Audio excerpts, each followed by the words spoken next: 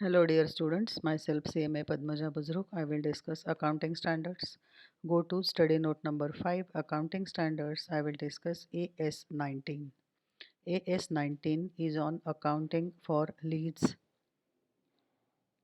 Now we'll see what is the meaning of lease. Lease involves two parties, lessor and leasee, and an asset which is to be leased. The lessor who owns the asset agrees to allow to the lessee to use it for a specified period of time in return for periodic rent payments. Lessor is owner of the asset, lessee is user of the asset. Lessee pays rent to lessor for use of the asset as per lease agreement.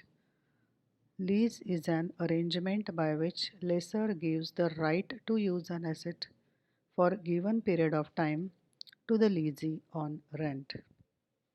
In short, in case of lease, there are two parties, lessor and lessee. Lessor is owner of the asset, lessee is user of the asset. As he is using the asset, he pays rent to the owner, that is lessor. This rent payment is periodic payment and it is paid as per lease agreement.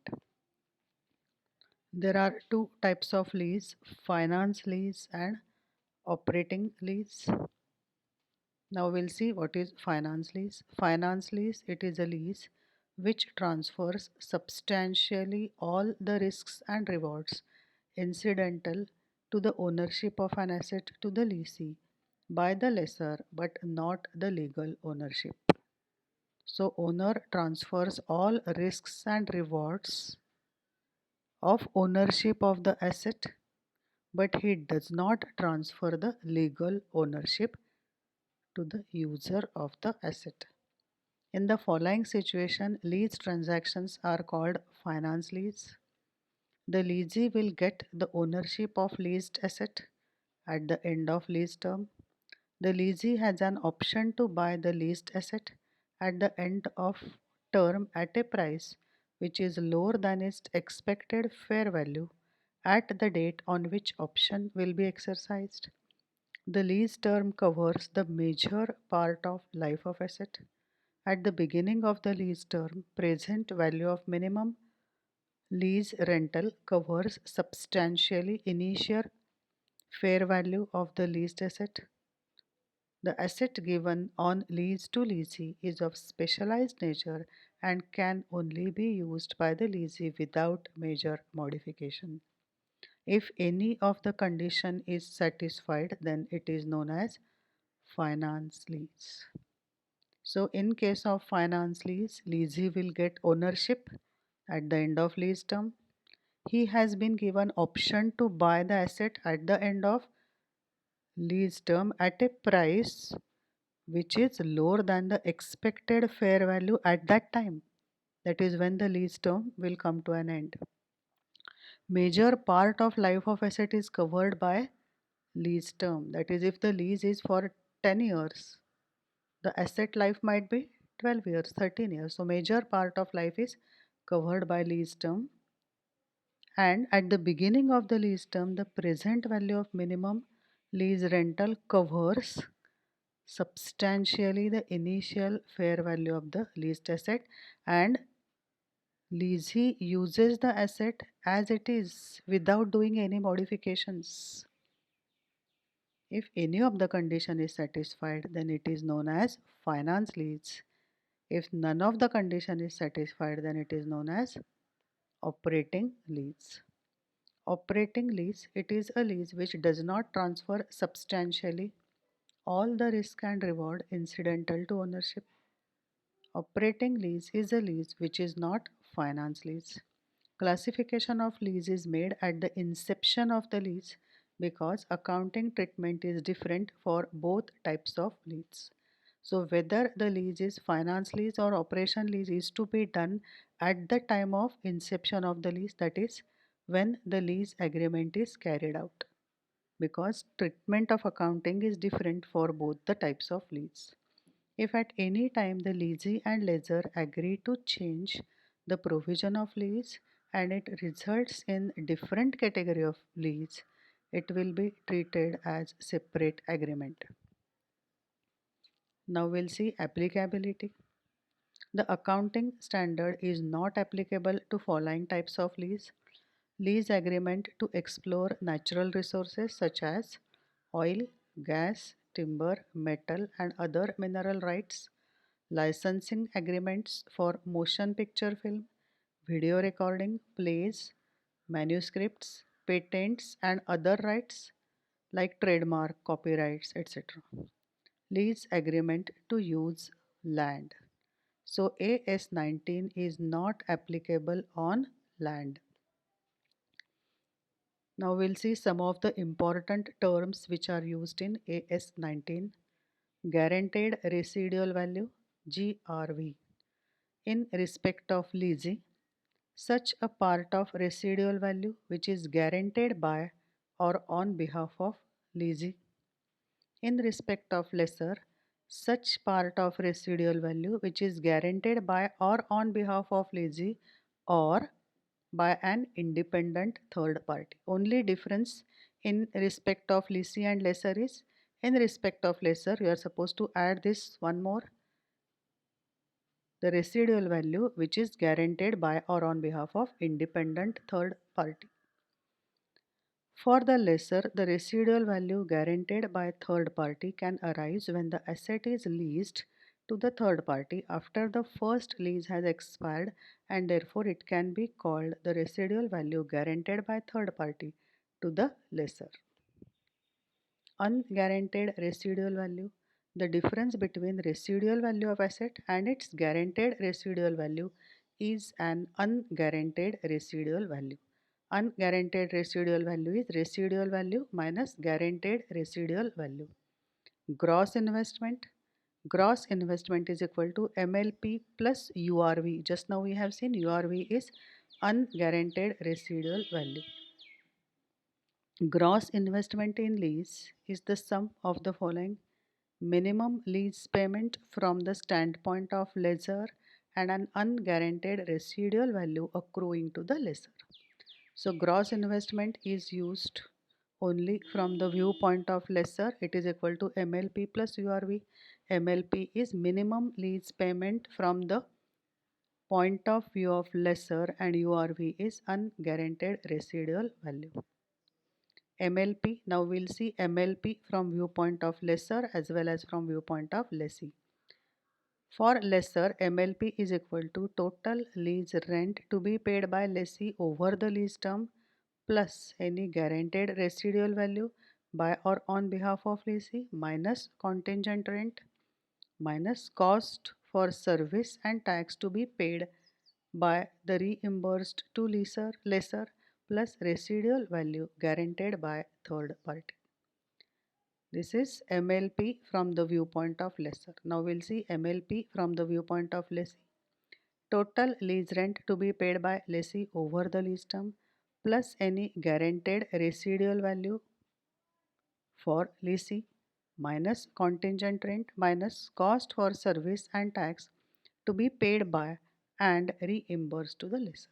So in case of lessor, you have only one additional, and that is residual value guaranteed by third party, which is not there in case of lessee. Now we'll see what is the meaning of contingent rent. Lease rent fixed on the basis of percentage of sales, amount of usage, price indices, market rate of interest is called contingent rent. In other words, lease rent is not fixed but it is based on factor other than time. If lease rent is not fixed, if it depends on percentage of sales, amount of usage, market rate, etc., etc., then it is known as contingent rent. Interest rate implicit in the lease. The rate at which the interest amount is calculated can be simply called implicit rate of interest. Lease includes hire purchase. The definition of lease includes agreement for the hire of an asset which contain a provision given the hirer an option to acquire title to the asset upon the fulfillment of agreed conditions. These agreements are commonly known as hire purchase agreement.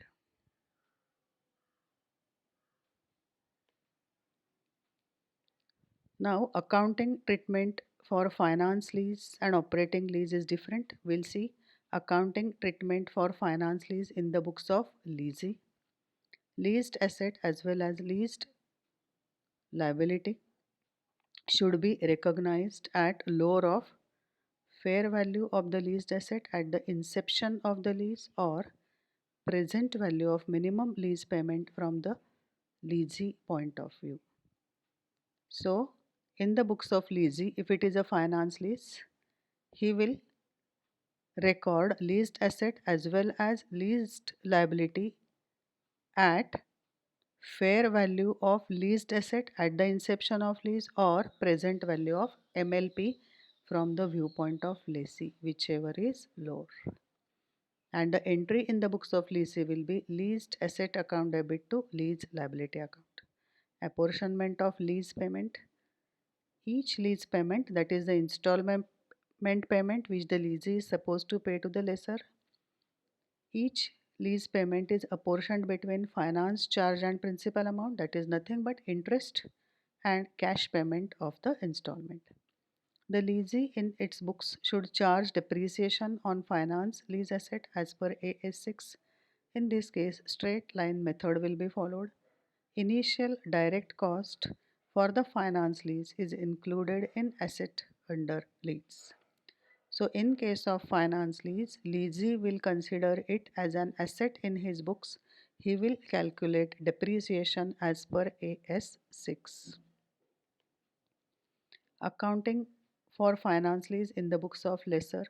Lessor should recognize asset given under finance lease as receivable at an amount equal to net investment in the lease and a corresponding credit to sale of asset. So lessor will consider it as receivables and he will pass journal entry receivable account debit to sale of asset on lease account. And he will record this at net investment in the lease. Net investment is nothing but present value of gross investment. Now we'll see one by one. Net investment is equal to gross investment minus unearned finance income. Gross investment is equal to minimum lease payment from lessor point of view plus unguaranteed residual value. So gross investment is equal to MLP from the viewpoint of lessor plus URV.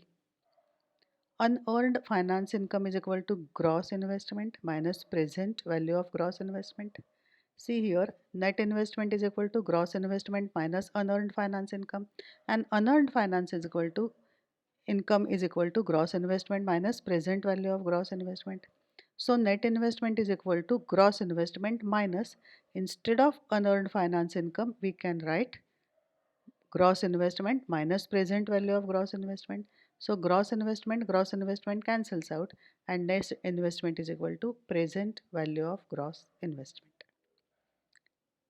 Recognition of finance income. The lessor should recognize the finance income based on a pattern reflecting constant periodic return on the net investment outstanding in respect of finance lease. In simple words, interest, finance income will be recognized in proportion to outstanding balance receivable from lease over lease period.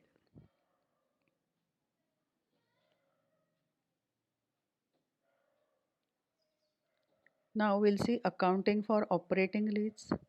In the books of lessor, record leased out asset as fixed asset in balance sheet. So in case of operating lease, lessor will consider asset as fixed asset, the asset which is leased out as fixed asset. He will charge depreciation as per AS6. Recognize lease income in profit and loss account using straight line method. If any other method reflects more systematic allocation of earning derived from diminishing value of leased out asset, that approach can be adopted. Other cost of operating lease should be recognized as expense in the year in which they are incurred. Initial direct cost of lease may be expensed immediately or deferred. Accounting for operating lease in the books of leasing. Lease payment should be recognized as an expense in profit and loss account on straight line basis over the lease term. If any other method is representative of time pattern of the user's benefit, such method can be used.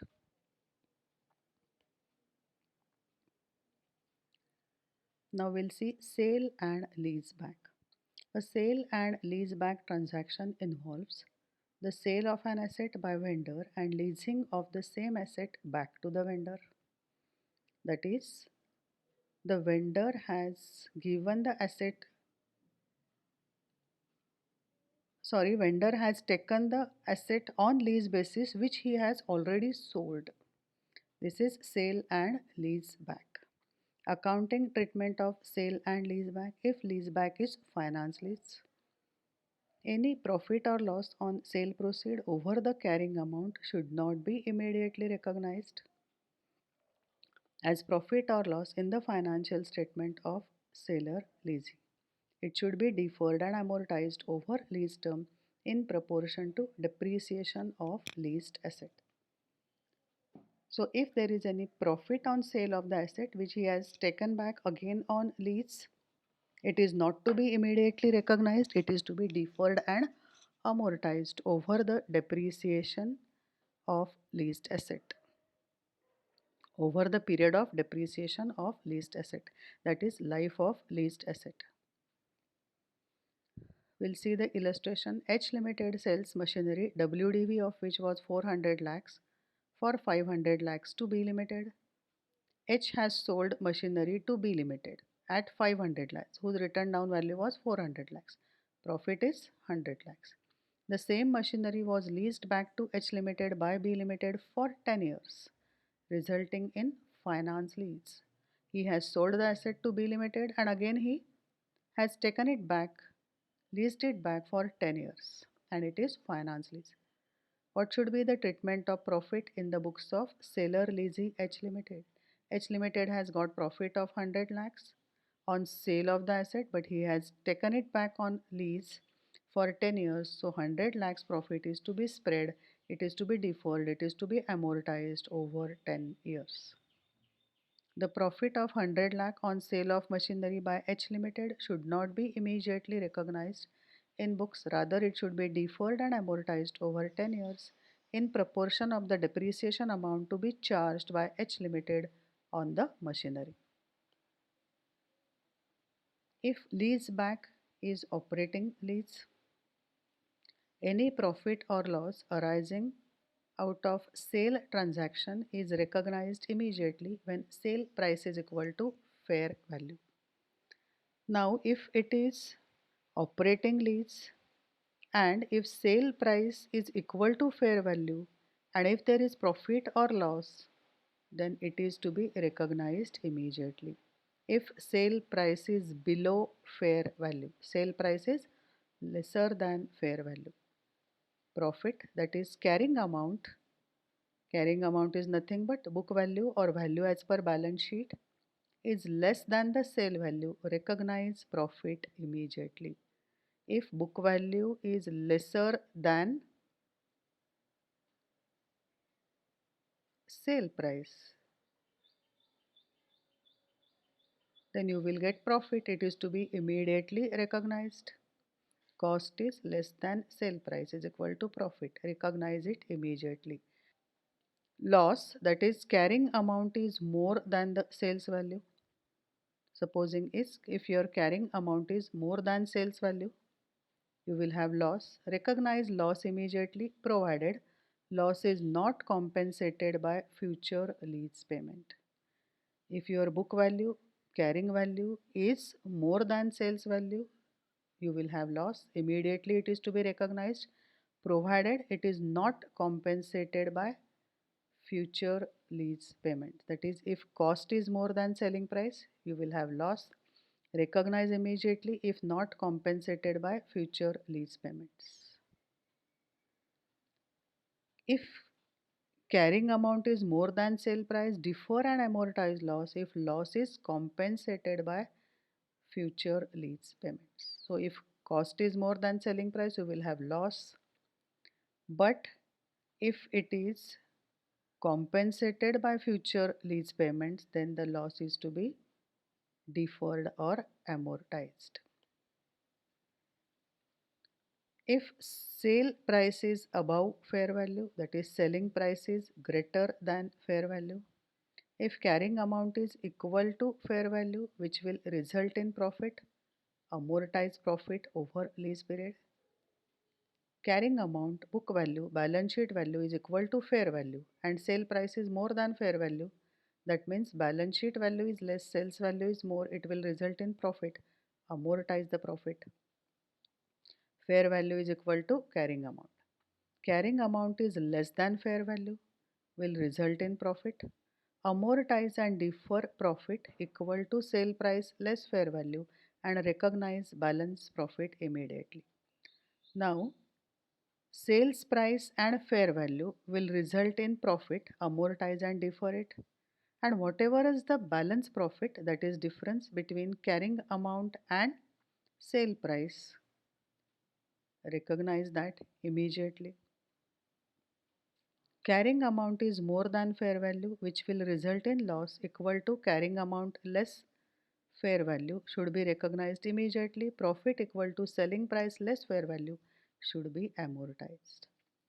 So difference between sales price and fair value is to be amortized, and you have to, whatever may be the profit or loss is nothing but difference between sales price and carrying amount. First find out that, then sales price and fair value is to be amortized. In this case also, in this case also, in this case also. Why? Because in this case fair value and carrying amount are same. So difference between sales price and fair value is to be amortized. And if there is any difference, if there is any balance, it is to be recognized immediately. Recognize balance loss immediately. Now we see the example, so it will be very clear to you. H Limited sold machinery having written down value 400 lakhs to B Limited for 500 lakhs, and the same machinery was leased back by B Limited to H Limited. The lease back is operating lease. Carrying amount is 400 lakh, written down value, balance sheet value 400 lakh. It was sold at 500 lakh. It is again taken back as lease and the lease is operating lease. If sale price of 500 lakh is equal to fair value, if selling price and fair value are equal, then profit is to be immediately recognized. H Limited should immediately recognize the profit 100 lakhs in its books. Now we'll see second sub question. Fair value is 600 lakhs. That means selling price is 500 lakhs, fair value is 600 lakhs. Profit is difference between carrying amount and selling price 100 only. But selling price is lesser than fair value. In this case, profit is to be immediately recognized. Should be immediately recognized by H Limited. Now see third, fair value is 450 lakhs and sale price is 380 lakhs. Now carrying amount is 400. Sales price is 380 lakhs. Profit or loss is always difference between sales price and carrying amount. So there is loss of 20 lakhs. Now as sales price is lesser than fair value, loss is to be immediately recognized. If it is not compensated by future lease payments, if it is compensated by future lease payments, then it is to be amortized or deferred. We'll see the answer. Loss 20 lakhs to be immediately recognized in the books if it is not compensated by future lease payment.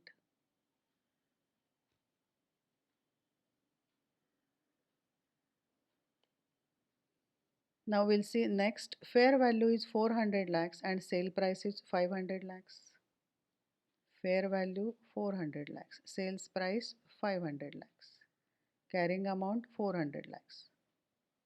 Fair value and carrying amount are same. So difference between sales price and fair value, if sales price is more than fair value, Then difference between sales price and fair value is to be deferred, amortized. So 100 is to be amortized. Profit of 100 lakh to be amortized over lease period. Fair value 460 lakhs and sales price 500 lakhs. Sales price is more than fair value. So difference between sales price and fair value, that is 40 lakhs, is to be amortized, and 500 minus 400, actual profit is 100. Out of that, 40 to be amortized, so 60 is to be immediately recognized. Profit 60 to be immediately recognized in the books, and balance profit 40 to be amortized and deferred over lease period. Fair value 350 lakhs, sales price 390 lakhs. Sales price is more than fair value, so difference is to be amortized. 390 and 350. 40 lakhs profit is to be amortized. Now what is actual profit? 400 is carrying amount. 390 is sales price, so there is a loss of 10. Loss you are showing 10, but you are recognizing 40 profit. So if you immediately recognize 50 loss, so 50 minus 40 plus will be 10 minus, so you will have net figure as 10 loss. So 50 loss is to be immediately recognized. Loss of 50 lakhs to be immediately recognized in its books, and profit of 40 lakhs should be amortized and deferred over lease period. So always remember, when selling price is more than fair value, then difference between selling price and fair value is to be amortized. In this particular video, we have seen AS19, accounting for lease, types of lease, accounting treatment for types of lease, important terms used, and sale and lease back. Thank you.